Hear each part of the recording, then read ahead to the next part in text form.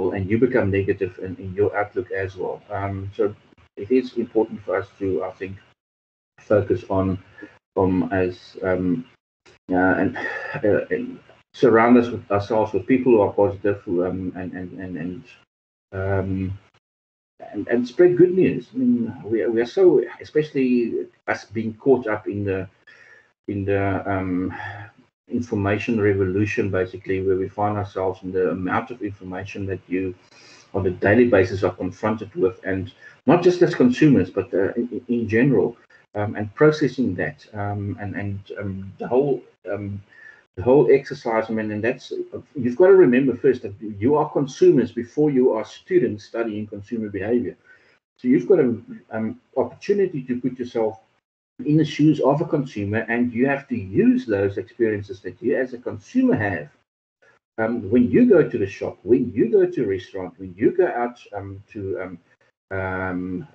a holiday or a weekend away, and use those experiences, individual, private, personal experiences that you have as customers, be it a product that you've bought, or be it a service that you have that you are using, going for a haircut, going to the doctor. Use those experiences that you individually get on a continuous basis to prepare you better to apply the theory that consumer behavior as a module covers. But I think let's just well, by the way, I mean, I've done my introduction and I said what I wanted to say, but just to get us going, any questions at this point? Where do you find yourself at the moment? How's the vibe? How's the mind? Are you experiencing, all right, we're in week 13 already? It's been a long haul. We're getting tired, or are you? Is the levels of enthusiasm still high? Because we've got, effectively, let me have a look at my notepad I made quickly this morning. Effectively, we have this week and 2 more weeks. In other words, six sessions before you go into your study week. During the study week, there won't be official remedial sessions where,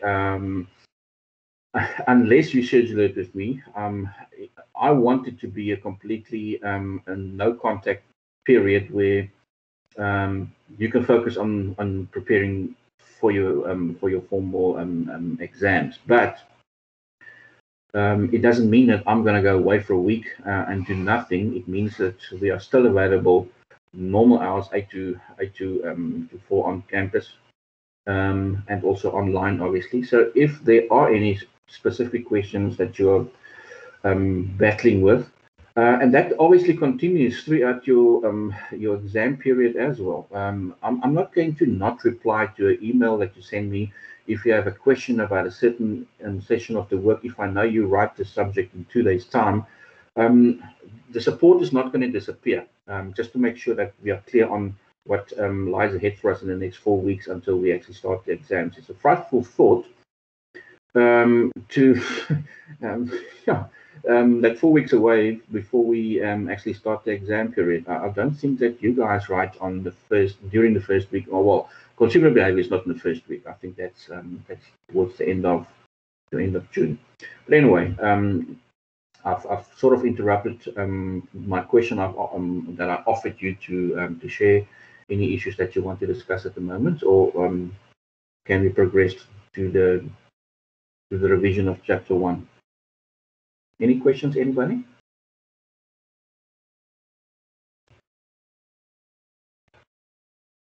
All good?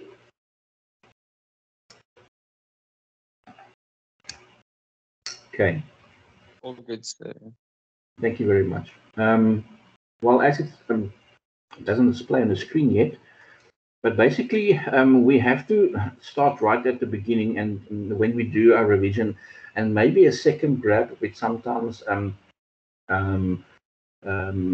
makes a few pennies drop. But right from the start, we've made it clear that the module dealing with consumer behavior is an attempt to study how consumers behave, and for us to focus on how we as individual consumers, how as groups, and how as businesses, we select, we buy, and now use and dispose of the goods and the services that we have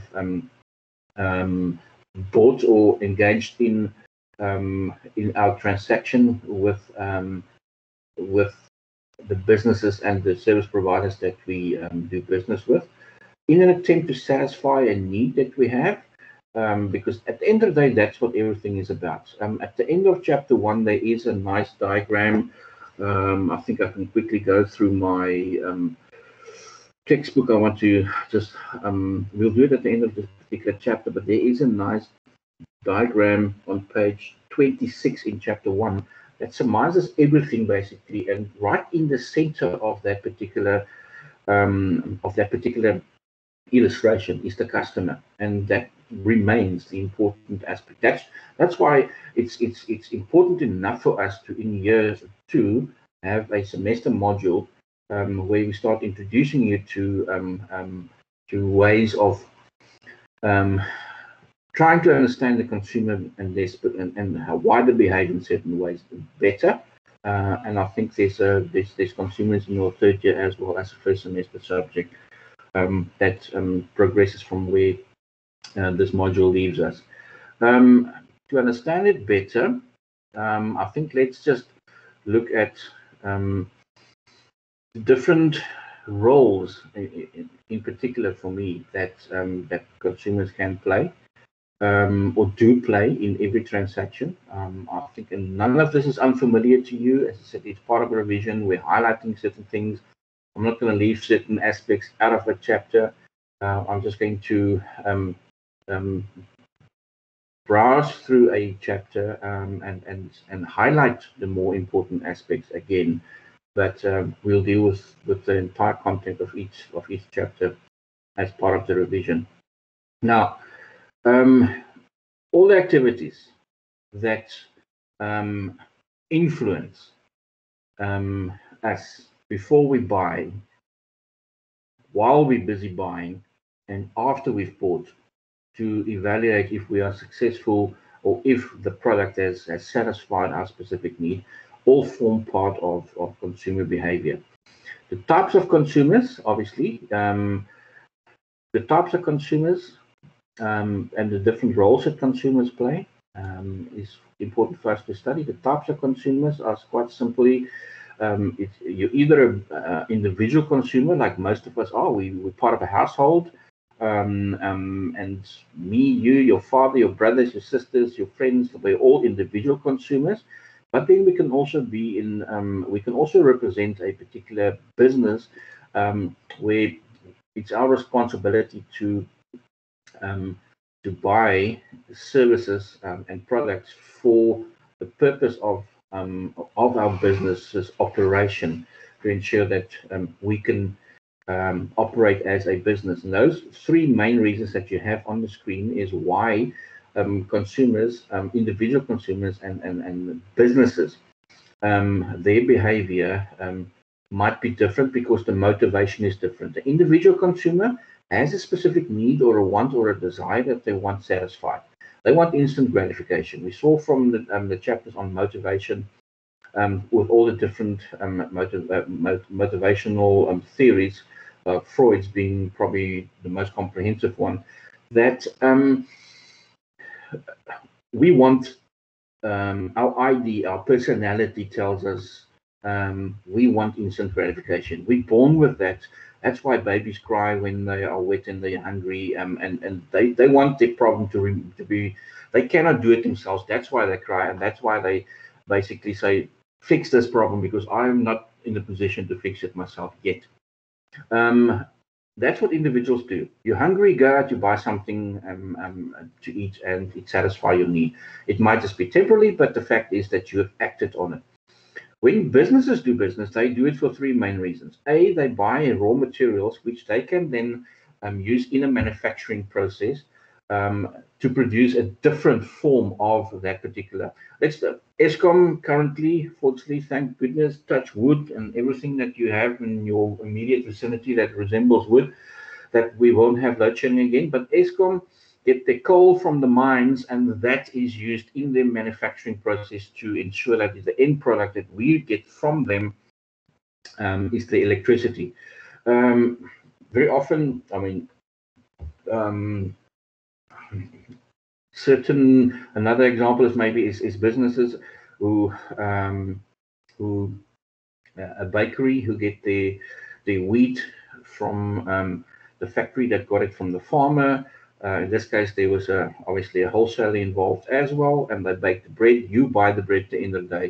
But then we also know that sometimes we can get those in those products ourselves directly from the source of origin. Another reason why businesses are different is because sometimes businesses, just for the sake of consumer convenience, they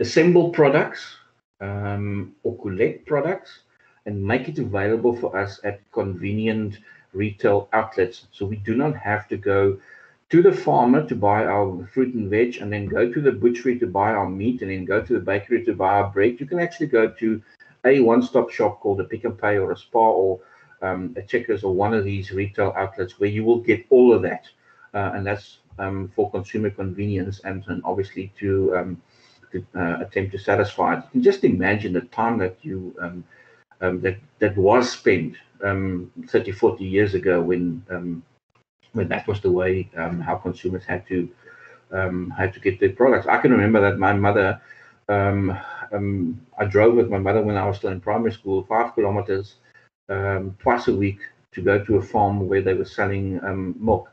But as I said, that's many, many years ago. Fortunately, we've progressed since then. And then also businesses buy products from other businesses just to be able to conduct their own business. It could be Stadio going to a supplier to buy their stationery, to buy their computers, to buy their tables and desks so they can actually operate as a college or a private university. Right. So that's the difference between the two types of customers. We also have specific roles that customers can fulfill. That would be the roles of being a selector, a payer, or a user. Selectors are the people who make the decisions as to what is necessary to satisfy the need. The payer is the person who actually finances the transaction, and the user is the person who's receiving the benefit of the product that has been bought. And often there is a combination of all three roles that is played by a customer. If the need is your specific need, but you're also the person who's going to pay for it and use it, then you fulfill all three of those roles. Right. Then we also have mental and physical activities that form part of this process, where our mental activities refer to specifically everything that influences us, our knowledge, our previous experiences, our friends that we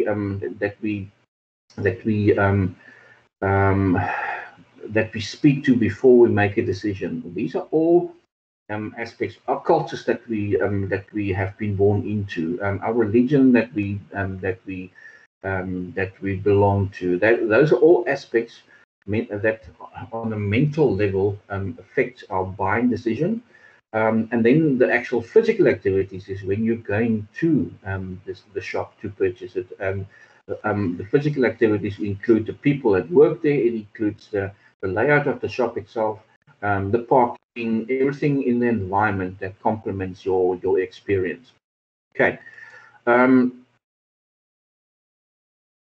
There are individual and group factors that influence our motivation to buy a product or not to buy a product. As you can gather from that illustration on the screen, there were specific chapters that has been devoted to that will form part of our revision. Because our drives and our needs and our wants that we want satisfied is what that motivates us to take action and address the specific need that we have in a manner that satisfy us. And as we'll see later on in this chapter when we do market analysis, also to be a mutually beneficial exchange for the companies who are providing us with the products.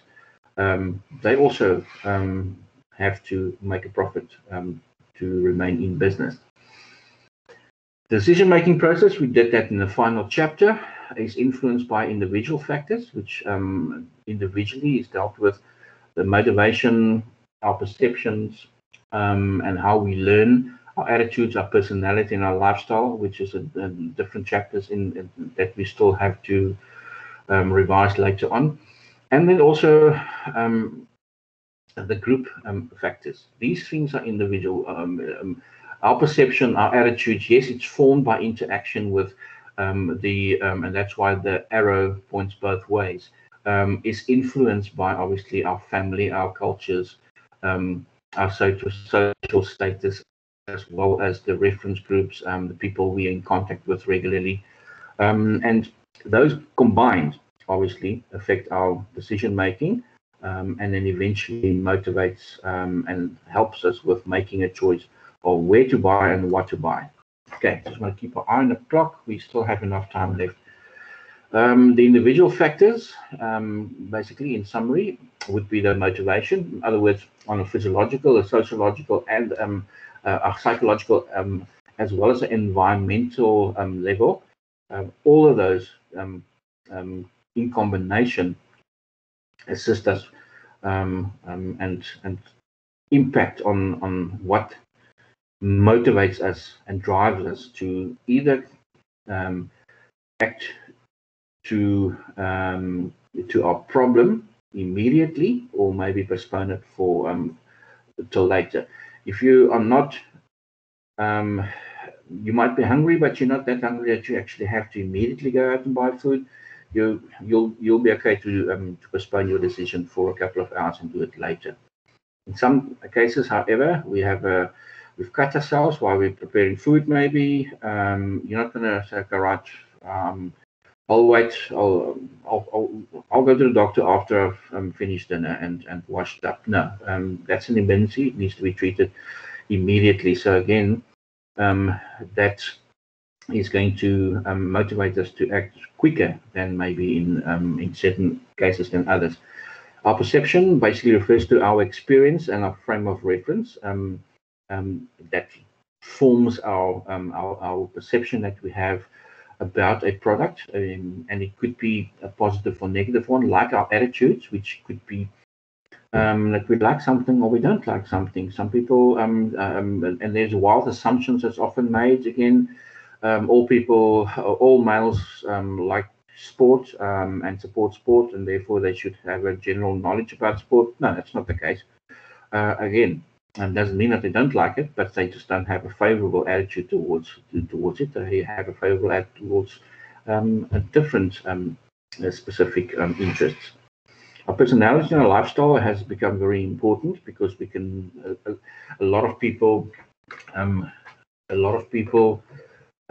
make certain buying decisions to enhance their lifestyle or to improve their lifestyle.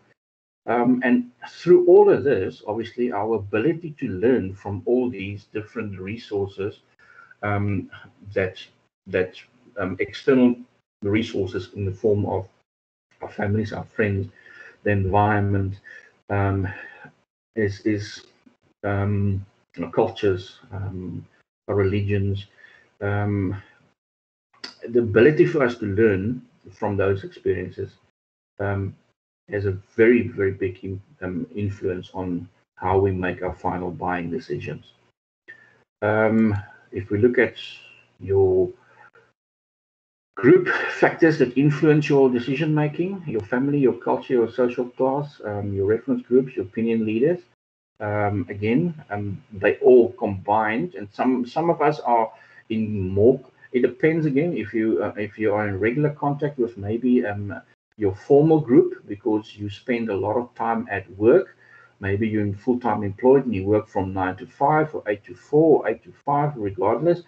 you are going to spend more you are going to spend more time in the presence of your formal reference group, which is the people at work in a structured environment with specific rules. You cannot do whatever you want. You have to dress in a certain way. You have to start on time. You finish at a certain time. Your lunch break is permitted and at a certain time. So there's formality and there's structure in that. And if you spend a lot of time in the presence of those people, then obviously the influence they will have on your buying decision is going to be great. My apologies. My nose was blocked this morning, and I've had a couple of sneezes, and now it's running. So unnecessary information, but just to my apologies for that. Can't really switch off the sound if you have a sneeze coming. Very important also is our cultures, because we want to always do something that displays our individual personalities, but also that is sort of acceptable behavior, because people generally thrive on being rewarded for doing something good or doing something well, rather than being punished for doing something that they shouldn't have. It's just human nature. We thrive on compliments and rewards rather than punishment. Our family obviously would be another element, that's external factor that plays a very important influencing role on our decisions, because often we, or at least for the largest part of our formative years, as well as our and our teenage years, we still we're on a daily basis in contact with our families, and therefore the influence is also so much more important than many of the other external groups. Right. That's not so important to me, because it addresses issues that's important for you as future marketers, yes, but I think we attend to this in more detail in a later chapter. But in essence, it basically comes down to the fact that you as future marketers have the intention to provide your customers with as much information without providing with too much information that will allow them to make a decision to rather buy your product, and hopefully your marketing message is persuasive enough to convince them to rather support your business and not somebody else's. And in that process, in the manner in which that whole transaction is conducted, you provide them with such a good experience that you can retain them, so they return and purchase from your business again, in the attempt to eventually convert them to become loyal customers, because it's easier for us to predict the buying behavior of a loyal customer, because they've been with us for a period of time, and we can refine our relationship that we have with them. So it's important at the end of the day that you build good relations with your customers, regardless. Right, that goes without saying, and it is probably one of the most important aspects. Just to reflect on some philosophies or orientations, as they call it in marketing, that businesses have traditionally applied, and it comes from your first year module in marketing. I think also you did that in your first chapter. Many years ago, straight after the First World War, when the World War II, in the mid-40s, 1945, when a large part of the world had to be rebuilt, production orientation was the philosophy that most businesses actually bought into and were applying in their businesses, and that was to produce within whatever their capacity is. they're going to produce to the max of the capacity that they have to do it, and not really be concerned about what the consumer or the customer make it, you'll buy it. Apple was like that as well when they started off. Steve Jobs actually has been quoted in saying, we shouldn't be asking the consumer what they want, because when they tell us what they want, by the time we've been able to produce what they want, they probably changed their minds. So Apple has from the start went out and said, listen, this is what we have, and this is what we offer, and these are the benefits. And that's exactly how their business started out. People will say, oh, what computer? What do you do? I mean, the screen? No, it's not possible. And then they showed them that it actually is possible, and how it works and what it can do for you. And then people couldn't stop buying it because they have bought into the benefit that that particular product has offered them. Sales orientation is more, again, when you have originally applied the production orientation or philosophy, you might find that at some point there's a point of saturation, and then obviously you will have excess stock. And the sales orientation has then been applied to ensure you get rid of that excess stock. In other words, your production and your sales orientation are ones that either support each other, or they basically they run parallel to each other in a business with that philosophy. Similarly, with marketing orientations and societal orientations, when with your marketing, also called consumer orientations, immediately the customer becomes the important factor here. They want to satisfy the customer's needs so they can retain them and convert them to become loyal. And to do that, they ask them what they want, and then they produce whatever the customer wants.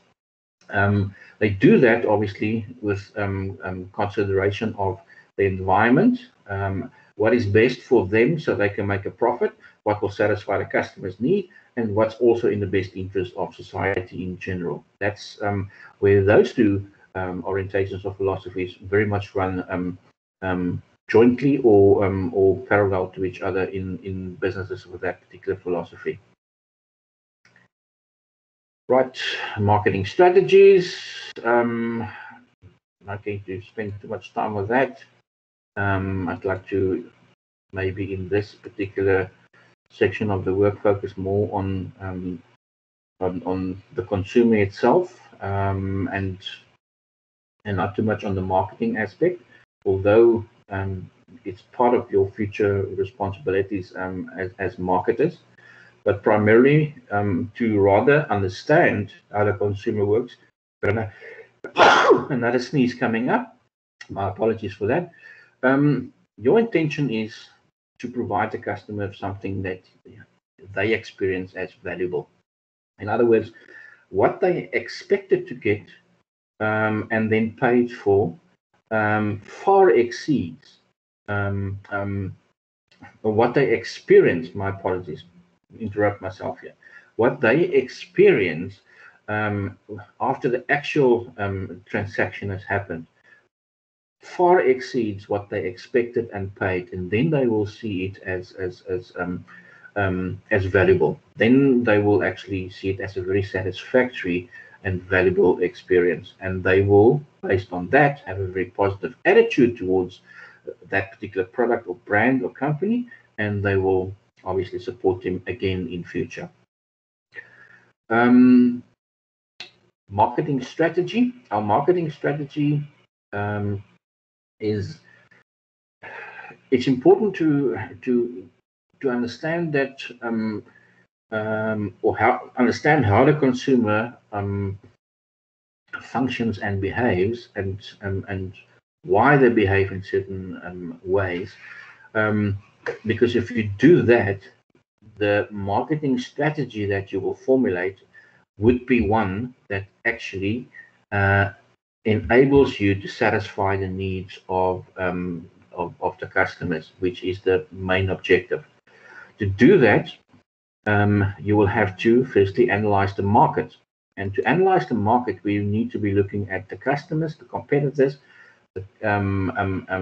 ourselves as a business, as well as the environment in which we operate. And to reflect on that, the customer important is and remains the most important component in your market analysis, and that is to ensure that you use the information that you've collected from a customer and use that efficiently in future, in anticipating their future behavior.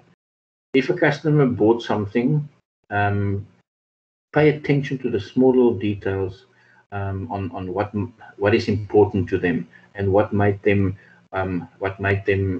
maybe compliment you, or what made their feedback in a survey be positive, and ensure that you repeat that in future as a minimum, because you've set the standard at that level. You want to exceed that, obviously, with the next interaction you have with the customer, but at least you don't want it to be less than the standard that you've set in the first instance, or the first engagement that you've had with that customer. You as an organization will only be able to satisfy the needs of the customer efficiently if you have the capacity to do that. You cannot overcommit yourself, because then you will under-deliver, and the expectation is going to be way higher than the actual experience, and you will have a dissatisfied customer. So ensure that you're up to date with the technological advances and how it impacts on your business, and specifically your production capacity. Make sure that your staff is properly skilled to be able to perform the service that you want to the customer. And if all of that is done, then the marketing strategy that you'll design would be one that addresses the needs of the consumer, but keeping in mind your ability to be able to deliver to your promise. It's good to know what your competitors do. We know that you can't influence it, but it's a fairly good idea to try and get information on how they do things, especially if you are in the same industry and you're offering similar products. Then it's wise to maybe get some insight as to what works for them. And you can find that out from customers, and why they are happier with another product and not your specific product. And I think the important thing here is to take that feedback that customers gives you, not to take it personally, but to actually take it as use it as an opportunity to grow and to learn and to improve. We also have to do this by keeping in mind that what happens in the environment in which consumers live is going to impact on their decision and the way in which they make their buying decisions. But you as a company also need to ensure that your actions is in the best interest of the environment. We're talking about recycling, we're talking about cutting down on your pollution, just getting a better footprint in a global footprint that reflects positively on your business, because customers support businesses that they see are also conscious of how the environment can be treated better. The other reason why we do this is because it impacts directly on our businesses, in the sense that if we do not take the impact of our actions as businesses on the environment seriously, we are going to find that eventually the natural resources that we require are depleted, and then we have to find alternative ways of satisfying our customers. So it's a two-way street, looking after the environment and by providing customers with products that maybe is recyclable, but also then committing yourself to improving your production processes so it is also more environmentally friendly. And Important aspect, if you want to use your resources to the maximum, is to ensure that you break up the total heterogenic market in more homogeneous segments where people with similar needs and behavioral actions are present. Um, it will allow you to use your resources more effectively because you'll be targeting a specific market, and you're not spreading yourself too thin, because if you can break your market, or you should break your whole total market up into smaller, more manageable sizes. Um, and we did this extensively in Business Marketing 1. So we're not going to spend too much time on it, apart from the fact that we have to highlight the importance of segmenting your market so you can actually produce the products that customers need for their satisfaction of their needs and wants more effectively, if you can work within the capacity of your business, meaning that you are not going to you're not going to fish in 5 different ponds. You'd much rather just have a greater presence in 1 or 2 of them. Right. Positioning is important within that particular market. You have to position yourself in relation to the competitors, so that particular image is the one that the consumer saves in his mind, and the one that he then recalls, as we'll see in a later chapter or in later chapters, when they have to make that decision, hopefully based on a positive experience, and it would be saved more or easier if it has been a positive experience. We're not doing marketing once, so we're not looking at the disadvantages and advantages of market segmentation. We just need to highlight that it should be at least big enough so we can measure it, and that we have a market that we can access that market, so we can get our marketing message to them, and that we offer something that differentiates or differentiate us from our competitors, so it's easily identifiable, because there's a specific feature that make our product different to the others, and that will maybe give us it's not a guarantee, but it may give us a better opportunity to get a competitive advantage. Right. The marketing strategy is basically built around the 4 P's of marketing. If you can arrange them in the best possible manner, then it will lead to greater customer satisfaction, and you will probably always hit the target if you apply this correctly. And obviously it's related to a specific market segment. Right. The 4 P's, just to recap again, for those who can't remember from Marketing 1, product, promotion, price, and place, where product is the actual physical, tangible item that you can touch and feel and taste and smell. Promotions is everything that you as marketers will use to communicate with your potential target markets through different methods that can include sales promotions and sponsorships and PR campaigns and advertising and direct selling. All of these are methods that's used to communicate with your potential market. Also remember that all these actions that we take is not just directed at new customers, it's also directed at existing customers who continuously also have to be informed of new products that we offer, and not just a reminder of the products that that they have always bought and that we still have in stock. Price is quite simply what's valuable to the customer, and what's in exchange they will pay you for the product or service that you offer. That's the exchange process that happens.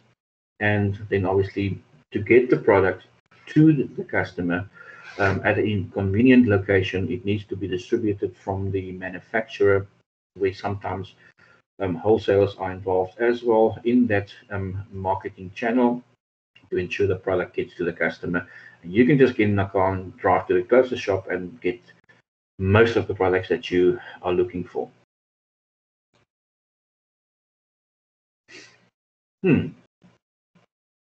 Customer decisions. I'm not going to spend too much time in chapter 1 on customer decisions because it repeats itself when we do chapter 12 in our revision again, which basically is built around the decision-making process of consumers. Outcomes of consumer behavior. In summary, I think for this chapter would be, because the rest of the chapter just deals with what is to follow and in which chapters they will be addressed. I'm talking about the cultures, and we're talking about the reference groups or personality or personal characteristics and aspects like that. The outcome of consumer behavior should be addressed at all three those levels. Organizations want more sales. They want to position their products in the best possible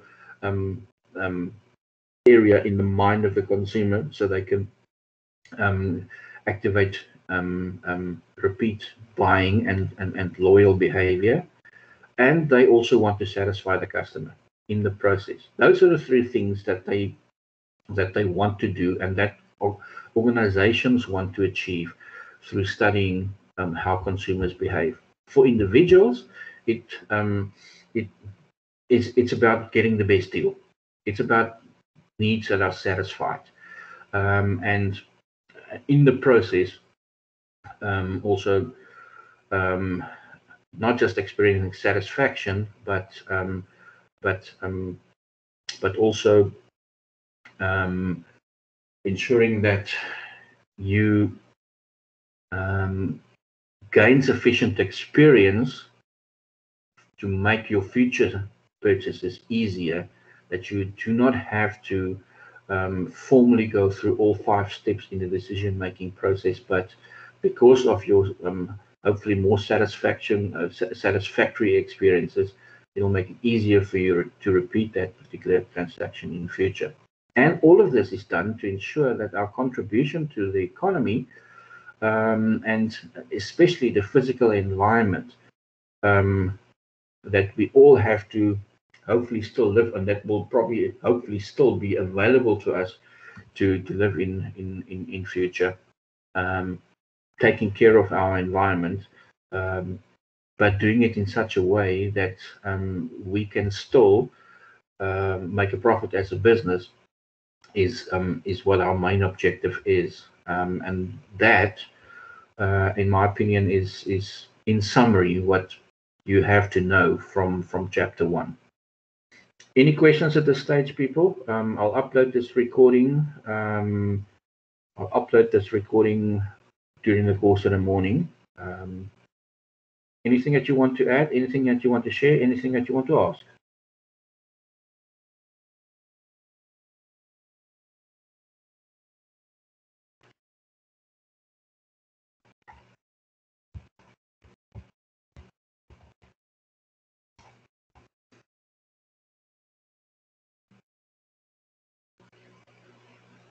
All good from my side, so.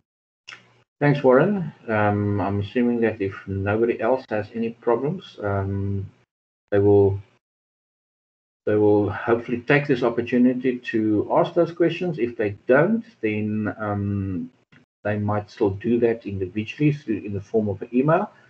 But yeah, if everything is good and everybody's okay, then I think we can call this a day. Nobody else? All good? Jessica, everybody's fine?